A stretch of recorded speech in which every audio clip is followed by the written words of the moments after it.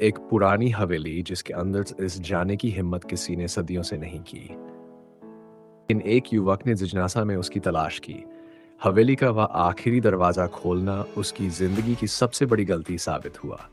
इस डरावनी कहानी में रहस्य, भय और अनकहे राज छिपे हैं। अकेले मत सुनिएगा। रात का वक्त था। गांव के लोग अपने अपने घरों में जल्दी सो जाते थे, लेकिन रवि अपने दोस्तों के साथ चौपाल पर देर तक बैठा रहता। उस रात उसके दोस्तों ने हवेली की कहानी छेड़ दी। वही हवेली जो गांव के किनारे सुनसान पड़ी थी। कहा जाता था कि उस हवेली का आखिरी दरवाजा कभी किसी ने नहीं खोला। जिसने कोशिश की वो जिंदा वापस नहीं लौटा। रवि को यह सब अंधविश्वास लगा। उसने दोस्तों के सामने शेखी बहारी, अगर सच में इतना डर है तो मैं जाकर देखता हूं। तुम सब चलो, साथ चलेंगे। दोस्त डर गए, लेकिन रवि का हौसला देखकर कोई मना भी न कर पाया। आधी रात को टॉर्च और लालटेन लेकर चारों हवेली की ओर बढ़े। हवेली के पास पहुंचते ही सब पर अजीब सा सन्नाटा छा गया। हवा बंद थी, लेकिन पेड़ों की शाखें खुद ब खुद हिल रही थी। अंदर कदम रखते ही उन्हें सड़ी गली गंध आने लगी।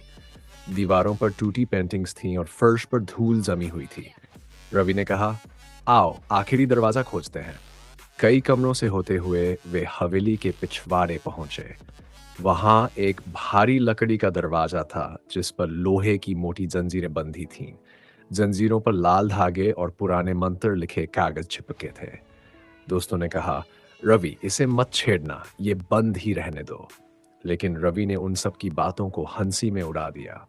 उसने जोर लगाकर जंजीरें तोड़ डाली। जैसे ही दरवाजा खुला, अंदर से ठंडी हवा का झोंका आया। भीतर अंधेरा था, लेकिन टॉर्च की रोशनी में दिखाई दिया कि कमरे की दीवारों पर नाखूनों के निशान थे। बीच में एक टूटा हुआ पलंग रखा था जिस पर काले कपड़े में लिपटी हुई कोई चीज पड़ी थी। रवि धीरे धीरे पास गया और कपड़े को हटाया। अंदर एक कंकाल था। कंकाल के गले में लाल माला पड़ी थी और उसकी आंखों की जगह दो काले पत्थर जड़े थे। अचानक पत्थरों से तेज रोशनी निकलने लगी और कमरे में दरवाजा अपने आप बंद हो गया। दोस्त बाहर खड़े दहशत में चिल्लाने लगे, रवि बाहर आओ। लेकिन अंदर से रवि की चीख सुनाई दी, मुझे बचाओ, ये मुझे खींच रहा है। दरवाजे के पीछे से डरावनी हंसी गूंज उठी। दोस्तों ने दरवाजा खोलने की कोशिश की, लेकिन दरवाजा बंद हो चुका था। सुबह गांव वाले जब हवेली पहुंचे तो वहां रवि का कोई पता नहीं चला। बस दरवाजे पर उसके नाखूनों के ताजा निशान बने हुए थे, जैसे उसने आखिरी सांस तक बाहर निकलने की कोशिश की हो। उस दिन के बाद से कोई भी उस हवेली के पास नहीं गया, क्योंकि जब रात को हवेली के पास से गुजरो तो अंदर से अब भी रवि की चीखें सुनाई देती हैं।